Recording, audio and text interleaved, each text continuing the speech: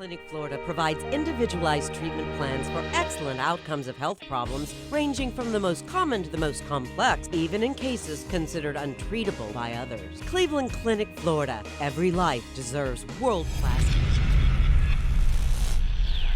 Hi, welcome to the KVJ ATS Podcast.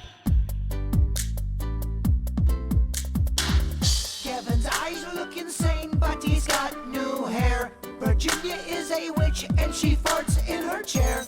Jason is a spaz who's got an old man's ass. Welcome to the After the Show Podcast. Well, hello. Welcome to it. Happy Wednesday, everybody. Happy Wednesday to you, Kevin. Yep. It's already hump day? It is.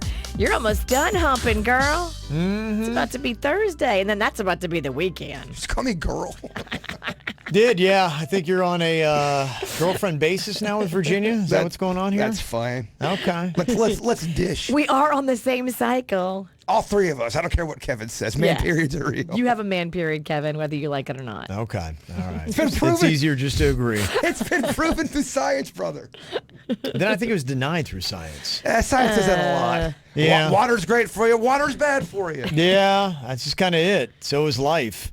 It's crazy. Seems like anything you ever find out, there's always the other counter to it. There is. I don't know a time ever, maybe it's just I'm more woke, aware of what's going on, but I've never seen a time in my life, at least where I've noticed the swinging pendulum of one side or the other, whether it be politics, the diet world even, when I look at the plant-based versus keto, which they're on opposite ends of the spectrum, there are a gazillion battling YouTube videos that are trying to bring up studies and research proving their point, and you're just like, I don't know what to believe with anything. We're living in a time where everyone's battling about everything. And the reason why you're overwhelmed with it and you've never experienced before is because we never had this kind of technology to get all of this stuff. So, everyone's on social media fighting, on YouTube fighting about this or that, politics, food. And we never had that before. Well, it being so accessible to everybody. I think the accessibility of it. I think propaganda has been around since the dawn of man. You're right. That they have done.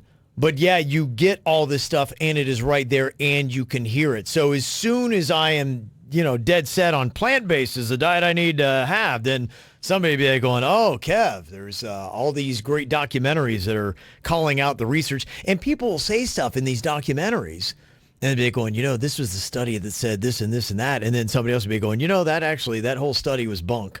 And you're like, damn it. Even in science. I started basing everything on that study. Yeah. The science world, too. Yeah. That's what I'm saying. That is the science world. That's what it's all about. It's crazy.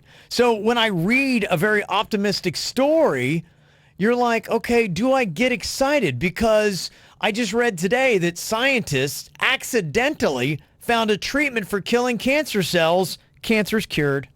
We're good. I saw this too. So who did it? Where is it? And how do people get involved? His name is Bill. You don't know. What's the downside of it? Oh, we've cured cancer, but... Yeah, I don't know. I mean, whatever. Yeah, but your anus will explode. I don't know. That's fine. If I've got cancer, I'm not worried about having a loose anus.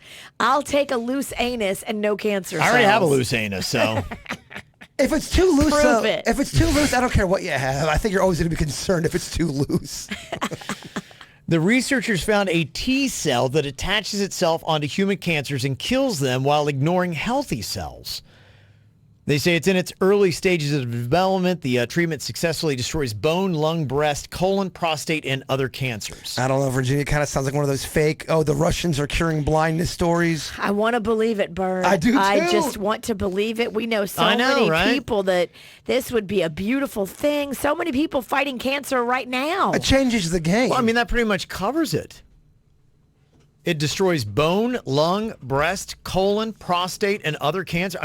That pretty much runs the gamut of the one that concerns me. Amazing. Do you guys know when cancer actually first got on the scene where it became a thing where, oh shit, motherfuckers getting cancer? Like, was it epidemic? Well, that's where, if you're looking at a lot of these documentaries, that's where the health thing comes in. If you're on Netflix and you see the What the Health or the Game Changers or any of those, that's a big part of it, is they're linking the industrialization era that happened in the early 1900s to mass productions of meat, to changes in diet, to the way that we do things, and all these chemicals we put in our food with the rise of cancers.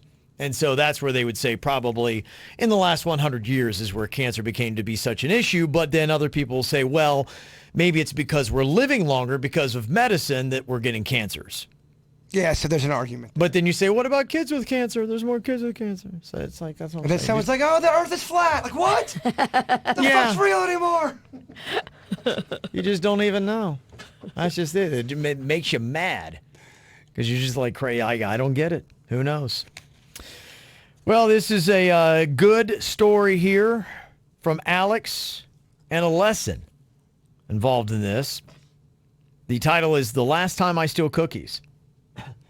She said, hey, KVJ, I'm catching up on the show from yesterday, and I wanted to share what I did for the last time this weekend. On Sunday night, I was cooking some chicken noodle soup for the guy that I'm dating, since he'd had the stomach flu. While cooking, I decided to eat some mini stroopwafels. Yes, those Dutch cookies that Kevin loves. How could I resist? They're delicious. Well, they were laying on the counter next to his roommate's junk food. I knew these cookies were hers and not my guy's, but I didn't care. I took a cookie, then I took another cookie. But as I was eating the second cookie, I saw a bong in the corner of the countertop. Uh-oh. I briefly wondered if maybe these were the cookies. I looked at the label. It was in what I assumed was Dutch. I didn't see anything alarming, and I finished eating the cookie. 1 hour later, I'm getting ready for the movies. I start getting a little nauseous. I go to sit down, and I feel like I can't breathe. I think I'm having a panic attack. Oh, no. I run over to my boyfriend, almost crying. I asked the guy to call the doctor because I think I'm going to die. Then I started screaming, Puta madre, estoy demasiado drogada. What the hell is all that? Basically, I'm too fucking high. Fuck, Mom, I am too high. Oh, my gosh. He was so confused. I was finally able to explain to him what had happened.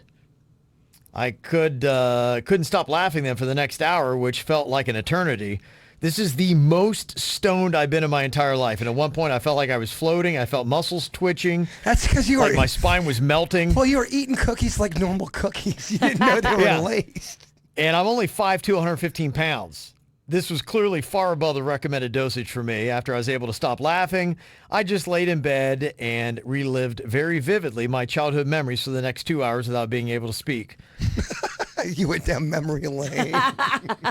Needless to say, we did not make it to the movies. So lesson learned, this is the last time I steal cookies. So there you go, Alex. That's very funny. When you don't know something's laced. I told you guys about that one joker who was such a dick, gave me a brownie, and it was laced with pot. But if you don't know it's laced, and not cool. It wasn't cool because just like her, yeah, I started feeling weird all of a sudden. I go, oh shit, here it comes. Here's the big one, heart attack. Yeah, you don't know you're high. You think you're dying. And to me, that's enough to beat someone's ass. I'm sorry, agree. You just drugged me. No, you can. should Yeah. beat their ass. I mean, I'm saying that because I'm on a microphone. You shouldn't. I would never do that because I'm a terrible fighter, and I would get my ass kicked. I'll do it. But it's just not cool to do. You can't drug people. No. Even if it's weed. Maybe if they get their ass beat, they won't do it again. But if you don't beat their ass, then they're like, ha, ha, ha, got away with it. And they'll do it to somebody else. No, they need an ass beating. I couldn't even taste the weed. It tasted like a... That's what was so alarming. That's scary. Yeah.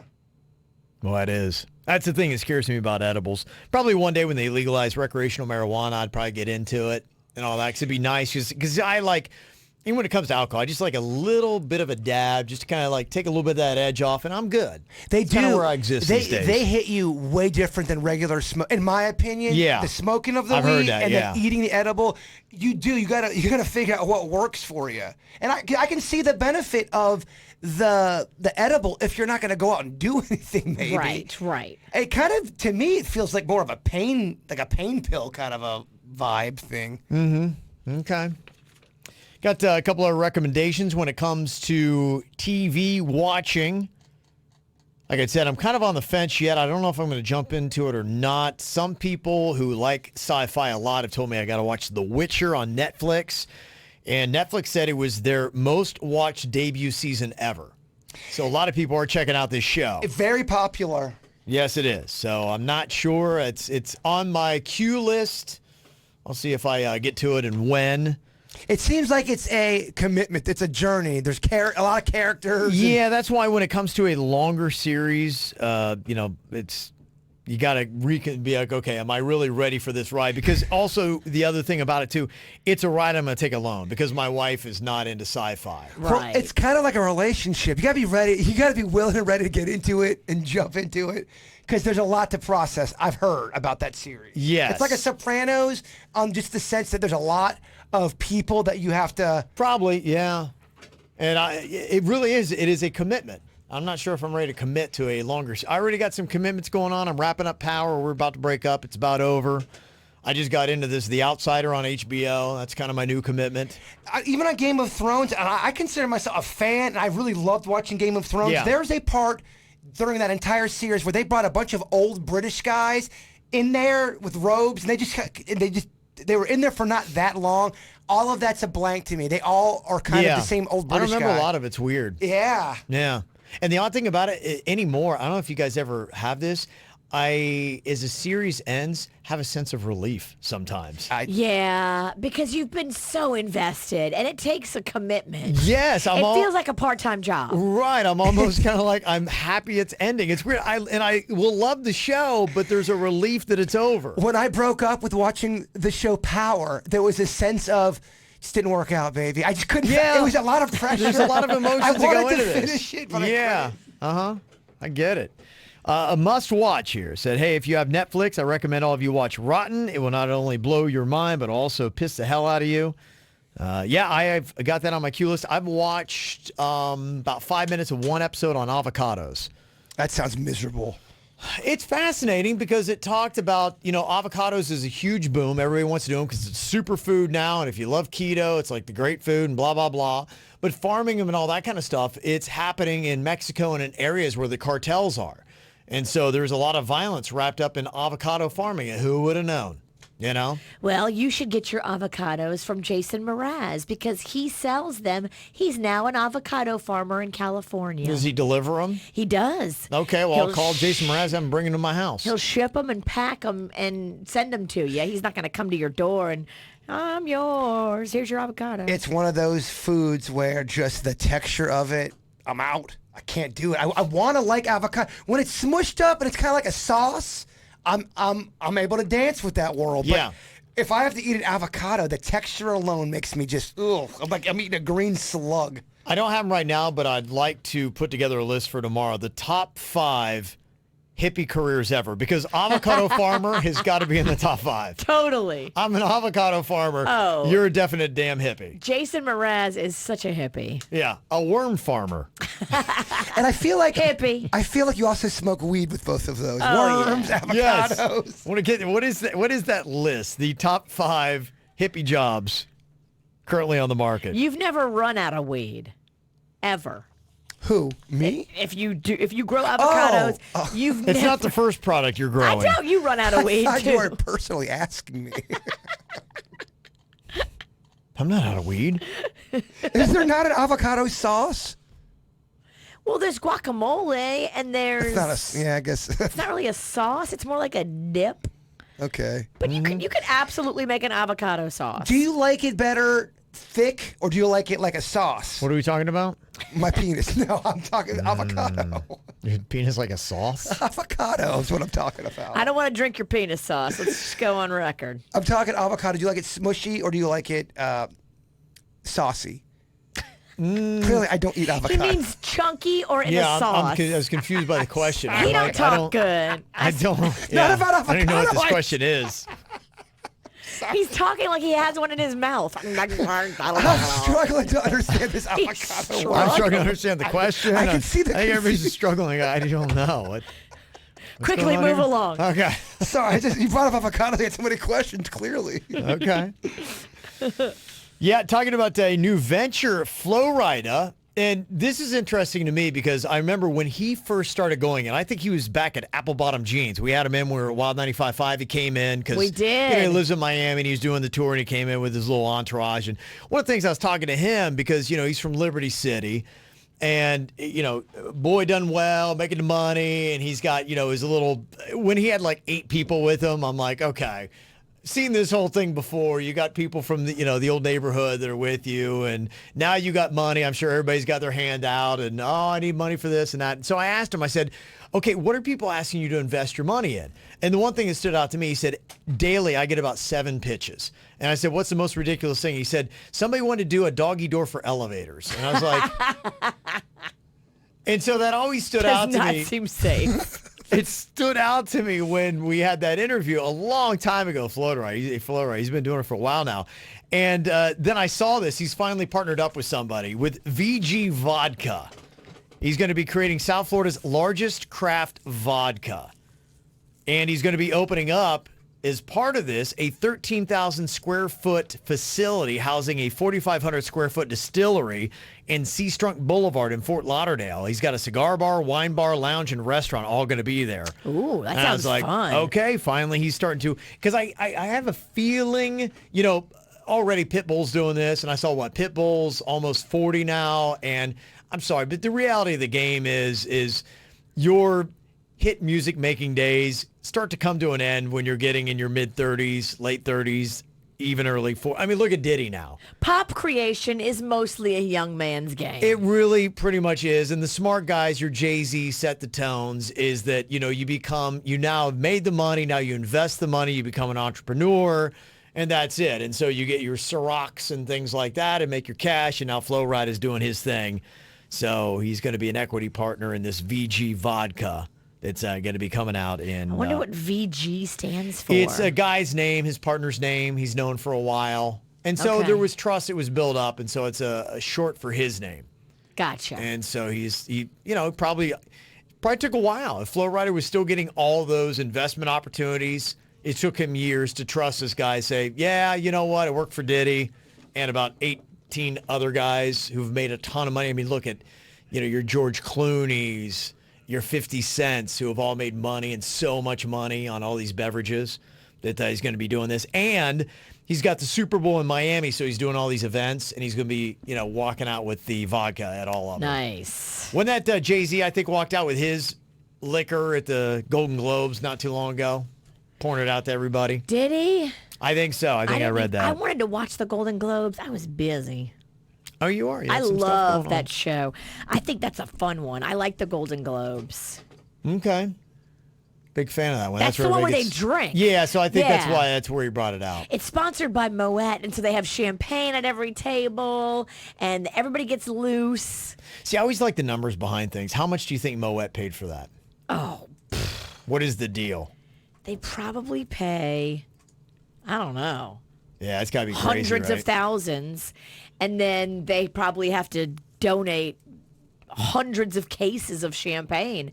There's like 3 bottles at each table all the time. Is that the one where they get all the presents when they leave? That's probably everything they do with the rich people. They all get to, it's called a gifting suite. I learned about this when I was doing that Healthy Trim, because the guy that ran Healthy Trim had his product in the Academy Awards gifting suite. Okay, right, yeah. So what a gifting suite is like in the days before the awards, they rent out like a couple of ballrooms in a convention center, and they literally have like 300 different companies that want to give all the Academy Award nominees their product. Mm-hmm. So you've got vacation destinations, you've got teeth whitening companies, you've got pills and diet pills like I was there pushing, you've got alcohol, you've got all this different stuff. It's kind of like what you're seeing with the Super Bowl. It's all these corporate sponsorships. But everybody's got a booth, and what happens is the celebrity walks through the gifting suites, and they have giant bags, and they have handlers that walk with them, and they just fill their giant bags with free product. This one gives you a free trip to a Mexican destination, everything, all expenses paid. This one gives you a free teeth whitening kit in a big box. This one gives you Healthy Trim, the whole pill set. Like when they walk out of there, these Academy Award nominees, no lie, had at least 15 bags each full of stuff. Wow. That's pretty sweet. It's pretty amazing. Yeah, and that's what it is. They have all these big events. whether it be an award show or a Super Bowl, a football game, and they sell all their products around it. If you ever get invited to a gifting suite, the answer is yes. Oh, no doubt. Go. I don't see it happening, but if I ever am. Becky sent in some podcast recommendations. She said the Catch and Kill podcast by Ronan Farrow. It's all about how he brought the Harvey Weinstein story out, his recordings and exclusive interviews. It's fascinating. Yeah, so catch and kill is a phrase for the whole, I caught them doing a bad thing. But a lot of these magazines caught people like Harvey doing a bad thing, and then they would kill the story because somebody paid them off or somebody intimidated them. So catch and kill is what happened for many years with Harvey, and then he finally got taken down. But Ronan is fascinating. Okay. That cat went to college when he was 11. Yeah. Well, that's what Ricky Gervais was saying in the award shows. Like, he's coming for you. He's going to get some of you. Yeah. Some of you should actually be very scared of Ronan Farrow because he is smart AF. Really? And he's on a mission. And that kid is really got the right I smarts. don't know anything about him. Who is Ronan Farrow? So it's Mia Farrow's son. Okay. And he actually grew up with Woody Allen. I think Woody Allen might be his dad. Okay. Or his stepdad. Okay. I'm not sure about that, but so he knows all. Probably stepdad if he knows he's got where Farrow for the name. he knows where all the bodies are. Wow. Yeah. And that's what he does. He's just trying to expose all of Hollywood. Yep, he started out, so he went to law school when he was a kid, went to college when he was a kid. Wow. And then started in journalism and started really finding his way in uncovering scandal. And the hashtag Me Too thing kind of fell in his lap. And he was like, wait a minute, let me dig deeper in here. And yeah. Okay. He's a super smart kid. All right. Then maybe you want to check that out. The Catch and Kill podcast. She said, Disorganized Crime, A Smuggler's Daughter, interviews with a couple and their associates conducted by their daughter who were pot smugglers during the 70s war on drugs. Gladiator, the Aaron Hernandez story. Oh, interviews it's a with podcast. Yeah, if you can't get enough of that story. Interviews with his mom and brother, plus information about head trauma and how the industry addresses injured players. Jailhouse recordings and lots of backstory as a mother of a boy who loves football. It was very insightful. You got The Family Secrets by Danny Shapiro. DNA and other hidden family stories. Really interesting and sometimes emotional. Throwing Shade with Brian Safi and Aaron Gibson. LGBTQ topics talked about by two comedians who are hilarious and informative. They explain today's issues and often have guest comedians on. And Armchair Expert with Dax and Monica.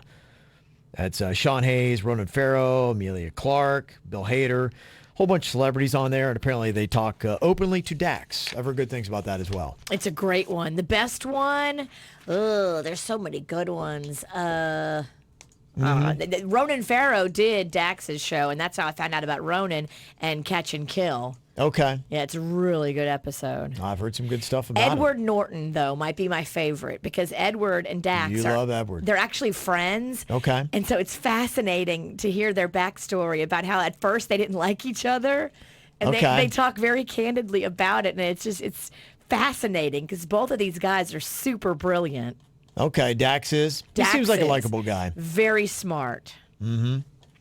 Let me see. Got this about Instagram, and it makes perfect sense. They are crediting Instagram with the boom in the tattoo industry. I know in my house, thank Instagram, because I'll see it like, we're able to share photos, and my wife or daughter will see somebody with a tattoo that they absolutely want, and then they get it. And it's mainly because of Instagram. It's so funny how there's still controversy surrounding tattoos. There's so many people that don't like tattoos, so many people that love them. It's crazy.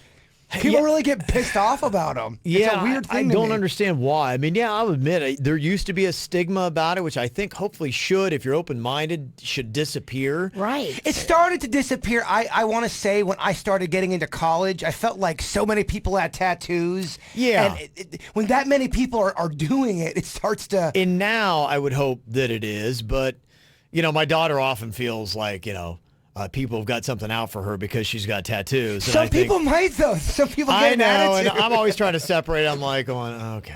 It depends. You can be paranoid as well. Yes. You can, but then you also need to realize a lot of older people do associate tattoos with, oh, he's a roughneck. Well, she had, because of her apartment complex, she got a letter that, hey, you're not allowed to smoke on the balconies. And apparently somebody was smoking on the balconies and maybe even smoking weed on her balcony. And she's like, I don't smoke weed and blah, blah, blah. And she's like, it's because I have tattoos. And then, I was talking to my wife. I'm like, well, has anybody ever, she had friends over. She's like, yeah, about maybe 2-3 weeks ago, somebody was over there and they were smoking weed on the balcony. Well, I'm like, it's not the I'm like, tattoo you can't. then. Yes, that's what I said. I'm like, but she won't see that. I'm talking more like. I'm like, Caitlin, you can't ever throw that out there. If you ever one time had somebody smoking weed on your balcony, it's over. It's not a witch hunt about tattoos. Yeah, but that seems to be the thing. Like, anytime somebody says something about her, it's because I got tattoos. No, somebody actually was smoking weed on your balcony. And I'm talking more of a case like my buddy Klepto. He's got the noose tattoo on his neck, and you can visibly see it. Yes. He's got the toe tag on his toe. And yeah, I think some people, if he walked up and said, I'm going to do your taxes, some people would be like, you're not doing my taxes. Well, I think part of the it, tattoo. Now let's take tattoos just as body ink and say, okay, that's in one category. But I'm sorry, you know what? You do everything about you, your presence, your demeanor, your energy, your smile, all these kind of things add up a sum quotient of you when you meet somebody. Sure. And It if does. you have a noose tattoo or something along those lines, Just a neck tat in general. you take all these kind of things and you start making a quick equation. We do it because biologically we have to as human beings. Our brain, our body, our instincts, everything is set up for survival. So you're always looking and judging. I always say this, people, don't judge me. Well, sorry. You have to I'm biologically survive. wired for survival to judge you. I have to. Yeah, it's in my DNA. Well, if a guy breaks into your house with an axe, you have to judge that situation, that person. You're You do. This motherfucker's got an axe. He broke it. He's probably going to kill look me. at And he's animals. probably got a neck tat. Yeah, I Look mean, at what animals do. Animals get jumpy. They're like, I don't trust you, because they are wired biologically for survival to stay away from dangerous situations. But on the other end, where and I agree with you, Yes. and then you get where Caitlin, your daughter, goes, I have a tattoo, and it's all of the woes are because of my tattoo, and that's not true either. Yes. There's a fine line. And I often, think that, sometimes people are like, oh, I'm looking for how am I a victim or why are you judging me and don't judge me and this and that. But so I don't know. Some people probably do just by the body ink judge. To me, I will look to see where you have a tattoo and what it is. And there are things that you might see that you're You're like, gonna probably judge him on. Well, you're going to be like, okay, because, and I think you would agree, when you put something on your body for the rest of your life, it's because you believe in something and you're making a statement about yourself and you want people to know this about you. So to me, I would say that if you have, like a demon on your neck, You might be. when I look at you, I'm like, I'm a little uneasy in your presence. And it says 666. Right. And don't, I'm like, ooh. don't be like, well, don't judge me, man. Don't be Well, shocked. Don't put a fucking demon on your neck, because I'm sorry. I understand people who usually associate with demons and 666, they've got a certain personality trait Well, just don't be shocked. that might if be he- dangerous to me. We usually don't mesh. When someone calls you a demon lover, don't be shocked. Yes. It's not judging. It's just me, using my biological traits to try to survive. And I think you might kill me. Yeah, they say that the tattoo industry grew from an estimated 1.6 billion in 2007 in the U.S. to more than 3 billion in 2018. Wow. And they think Instagram had a lot to do with it. And I can tell you, my family is definitely a big part of that bump. They say tattoo parlors say as many as 70% of new clients came in with Instagram ads or referrals. Wow, 70%. Yeah, some believe that it's even higher. Likely around 90% of the new tattoos people are getting is because they saw it on Instagram. Wow. Right? That is powerful. So, I mean, if you want a career field right now that's hot, I guess a tattoo artist would be pretty good. Yeah, if you can draw, now is a great time to get into inking. Yeah, you know what? I am trying to get my Aunt Anne tattoo, and I cannot remember if somebody sent me the Pies Galore art, or we talked about doing Aunt Anne with Pies Galore and a pie instead of doing the Met Ball. Remember us talking about that? Yeah. And my Panda wants to go, my buddy JR wants to go, Bigfoot, we all want to go get a tattoo together, and I was going to get that one, but I don't have the artwork. What's Panda getting now? I think Panda just is addicted to the ink, bro. I Can think you please dissuade him from the neck area? I will. I'll have him get something on the arm or something. Yeah, please. Although I like the neck tattoo. I don't like it. I think it's terrible. What if he got a tattoo on his dick? I like that better than a neck. That said Thor. Dick tat all day. Get 7 dick tats. Wow, the dick tat is way better than the neck. I do. I believe it is. Does he have a nickname for his dick? Does he do that? No, I don't think so. Well, we gotta get cracking. So what if he all of a sudden gave it like a personality and he got a tattoo like Throbber? And he would come to you with the raging hard on and be like, Throbber is ready. Would that start bothering you if he did that? Or would you be like, okay, I can live with this more than a neck tat? And the tattoo doesn't really get seen until he has a full-on boner. Yeah, it only says throb when he's limp. But when he gets going, he's like, look who's up. It's Throbber. And this becomes the whole... And it's a game, basically. You deal with it better. I deal with Throbber Really? better. Yeah, she does. That's how much you hate a neck tat. She's all about the head gosh. face area. She feels like that should be covered up. I hate it. I told him I hated Wow. it. It did not matter. I see it and I hate it every day. What if he ends up? What if he put a heart over it that said Virginia? No. My heart's in Virginia. If you're going to do anything else, go. Throbber's in Virginia. Throbber's not in me so much. Oh, boy, because of the neck tat? It's hard to look at that neck tat. Gosh, really? I just have a hard time. Wow. It's not the neck tat. It's the idea of it happened with zero care for my opinion. I don't know. He did talk to you. Bird, get it. Step out. Butt out, Bird. Butt out. You got something to say? Well, she's got an army jacket on today. I better fucking watch out. I'm over here trying to defend my boy. I'm about to get a face full of rings. No, I won't hit you. Well, there's another ridiculous social media challenge. Thank you again to TikTok, who earlier this week had guys dipping their dicks into soy sauce, thinking that they could taste with it. You can't. The latest thing that's going on TikTok is the cereal challenge. Have you seen this, Virginia, watching TikTok? I have. So you put cereal in somebody's mouth and they lay back on the counter and you eat it out of their mouth like their mouth is a bowl. Oh, you better make sure that's the right partner, right? I mean, yeah, you kind of have to know them. Do you want to do it tomorrow? Eating cereal out of somebody's mouth? Sudden death? You probably just like the grape nuts bullshit. I'll get a grape nut cereal so there's no calories involved. I'm non-dairy.